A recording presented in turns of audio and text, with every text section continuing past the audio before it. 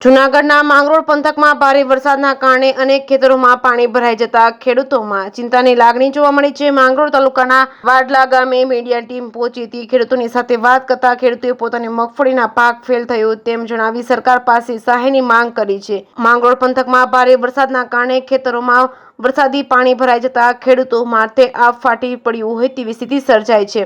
જેકેએસ news Gujarati સાથે પ્રતાપ સિસોદિયા, માળિયા હાટીના।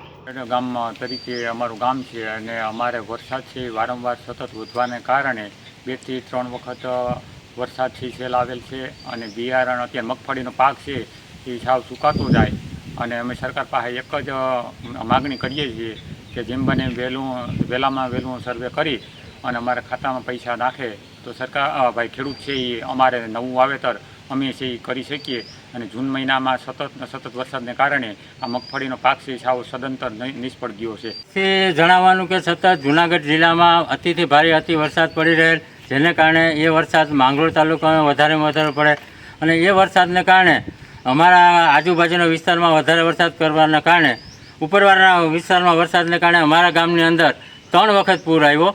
એ પૂરનો અમારા ગામ લોકોએ 3 વખત સામનો કર્યો અને અમારા ગામના જે નીચાણવાળા વિસ્તારોના જે ઘરો હતા એ ઘરોમાં પાણી ભરાઈ ગયેલ છે। હાલ એ પાણી ઓસરી ગયેલ છે, પરંતુ અમારા વિસ્તારની અંદર મગફળી જે ખેડૂતોએ વાવી હતી ખેતરોમાં એ પૂરને કારણે 15 દિવસથી સતત પાણી ભરેલ છે। પાણી ભરાવાને કારણે એ મગફળીનો પાક સંપૂર્ણ નિષ્ફળ થઈ ગયેલ છે। તો હું આ મીડિયાના માધ્યમથી સરકારશ્રીને જણાવવાનું કે વહેલી તકે અમારા ગામના ખેડૂતોનો મગફળીનો સર્વે કરે અને વહેલામાં વહેલી એને વળતર ચૂકવાય, સહાય ચૂકવાય એવી હું સરકાર પાસે વિનંતી કરું છું।